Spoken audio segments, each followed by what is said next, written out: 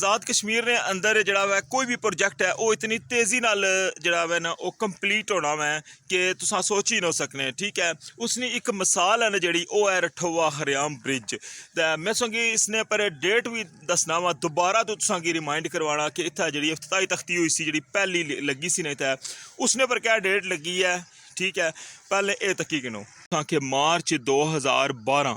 ठीक है, ये इसनी डेट सी कि जिस तारीख की इस पुल ना इफ्तिताह किया गया ऐसा कंप्लीट तकी किनो जनाब इफ्तिताही तख्ती लगी सी इत्थै। तो इसला जड़ा वै ये तुसें गी पता ना कि जनवरी 2025 चलना पिया तो अजें भी जड़ा ना 2027 डेट दी हुई है इस प्रोजेक्ट की मुकम्मल करने वास्ते। ये तुसें तकने पिया जनाब जी ड्रिल करने वाली बोरिंग वाली जी मशीन है ना वो बिल्कुल रेडी है तकी सकने उस इस्लामगढ़ वाली साइड ने मनाजर तुसें तकने पियो।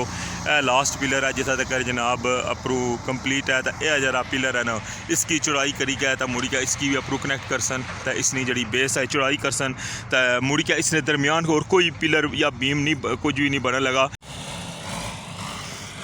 तकी सकने हो बन की जरा ना बड़ा करने वास्ते अप्रूव पहाड़ी कट्टी के तो ये मिट्टी थल्ले सट्टन लगे।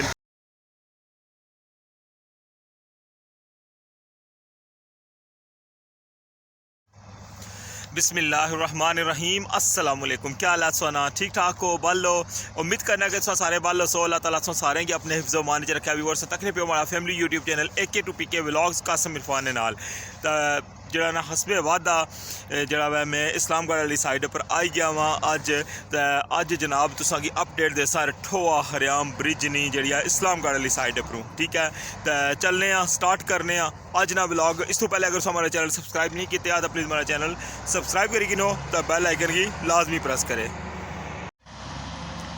ये सब तकने पे मनाजर इस्लामगढ़ वाली साइड पर जरा रठोआ हरियाम ब्रिज ना वर्क जरा वै होना पिया वै तो पारली साइड जरा वै तो बोरिंग वगैरह भी स्टार्ट हुई गई है तो उसने कंक्रीट भरने ना जरा सी अमल वो भी शुरू हो गया बस जरा पानी आई गया सी तो इस वजह तो जरा फिलहाल इस साइड जरा वै बोरिंग वाला कम जरा वो स्टार्ट नहीं हो सकिया तो अच्छो जुलने अग्गें तो तुसेंगी दसने कि अग्गें नहीं जिन्हें क्या सूरत हाल है। तक सकने हो कि जनाब इस जंगलिया जरा बनन लगे जोड़े ज़मीन अंदर लासन इसनी तको किस तरह जरा वै ना लोहा तको कितना मोटा सरिया जनाब इसने इस्तेमाल करने लगे। इस तो बाद ये भी रोल और इसकी जनाब किस तरह ये बनाने लगे हुए ना तको इस पासा जरा ना ये कंप्लीट हुई गए ये सारे जंगले जड़े ने कंप्लीट तो इस पासा जनाना इसने बनने ना जरा सिस्टम है वो तक हो सके किस तरह इसकी जनाब ना बनाने लगे हैं।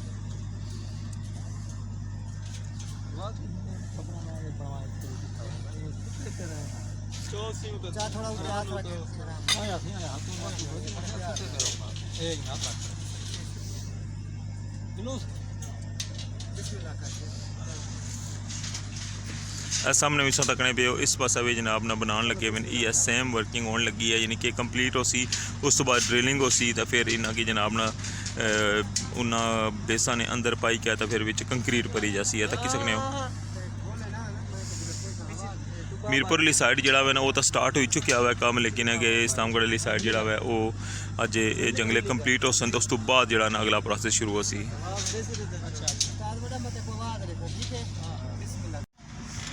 संगीत दिखाने कि कितने बंदे जड़े ना सेम टाइम जरा वर्किंग पर लगे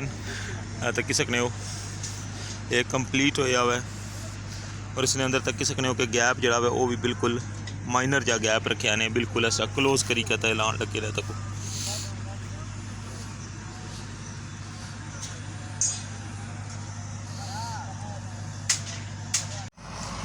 तकी सकने हो मैं फाइनली जरा मैं ना लास्ट पिलर तक पहुंची आया वहाँ हालांकि रास्ता जरा ना काफ़ी ज़्यादा ख़राब है तो ये तकी सकने कि एला जरा पिलर है ना इसनी ये सारी बेस बनाई सी। ठीक है,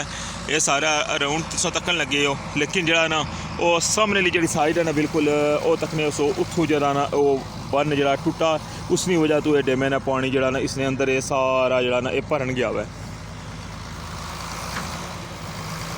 उस साइड जड़ा वै वो ड्रिलिंग भी होनी पी है तकने पे सामने लास्ट ब्लॉग माड़ा तक उसने शटरिंग भी हुई गई है उस पिलर नी तो उसने साइडा पर जड़ा ना बोर करी क्या तो उसने अंदर जड़ा सरिया भरी क्या उसकी कंक्रीट भी भरने पे लेकिन है कि इस साइड जड़ा ना मैं तुसेंगी स्पेशल दस्सने वास्ते आया कि इस पासा जड़ा ना लास्ट पिलर है उसने राउंड च पानी आई गया सी तक्की सकने उसका सारा पानी तो इस वजह तो जड़ा ना हुण फिलहाल जड़ा ना ये पानी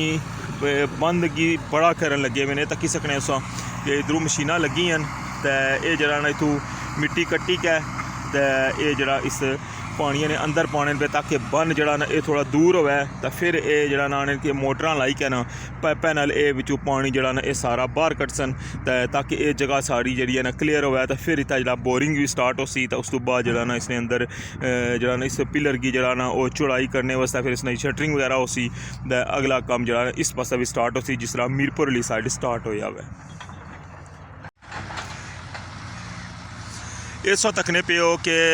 सामने वाली साइड पर तुसेंगी मैं लास्ट व्लॉग जो दस्या सी पिलर है उसनी जी है ना वो शटरिंग वगैरह हुई है उस पिलर की जरा बड़ा किया जा रहा है इस तरह जरा इस साइड ने जरा लास्ट पिलर है ना इसी भी बड़ा किया जा सी इसने मिडल जरा ना कोई पिलर और नहीं बनन लगा इस मिडल इस तरह रही क्योंकि दरमियान तुसेंगी पता है कि लास्ट टाइम ही ही रुकिया सी कि इतना दरमियान जरा दलदल है और बेस उसने नहीं अछनी पी इस वजह तो पिलर खड़ा नहीं हो सकना तो लिहाजा ये हो सी कि उपरू जरा ना ये बेसा इसलिए मजबूत करी के मुड़ के अपरू जरा इसकी बनाया जासी अपरू सी कनैक्ट किया जासी मसलन 15 फुट इसकी कंक्रीट बनाई जासी मुड़ के फिर अगे अगली शटरिंग की जासी फिर मुड़ के उसकी भरया जासी फिर मुड़ के इस तरह करने ना उदों साडू बराबर काम स्टार्ट हो सी मिडल च आनी कहना ये ब्रिज जरा वो आपस टच हो जासी यानी कि डी शेप ना ये बनसी तो और मिडल च इसने कोई पिलर नहीं लगन लगा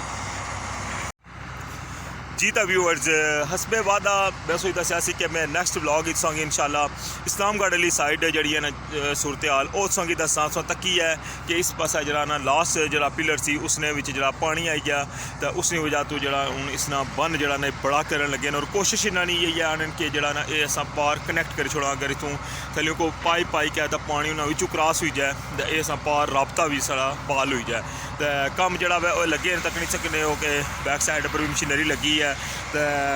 बाकी जो भी इंशाल्लाह नवी अपडेट हो सी इंशाल्लाह पारली साइड जरा बोरिंग भी स्टार्ट हो गई है तो उसने अंदर कंक्रीट भी स्टार्ट हो गई है तो इंशाल्लाह तुसेंगी नैक्सट ब्लॉग वो भी तुसेंगी दस्सां कि पारली साइड जरा कम कुत्थां तक पहुंचा हुआ है तो अज ना जरा व्लॉग सी वो स्पैशली मैं आया सा तुसेंगी दस्सने वास्ते इस्लामगढ़ वाली साइड पर ठीक है क्योंकि इधरों तो रस्ता कोई नहीं बोट शोट सिस्टम कोई नहीं है मैं बाई रोड उधरों आया हुआ ठीक है तो उम्मीद करना कि तुसेंगी अज ना बड़ा व्लॉग है वो पसंद आया उसी तो अपनी राय ना इज़हार लाजमी कमेंट करे तो अपना ख्याल रखे दुआवां याद रखे अल्लाह सोने वाला है।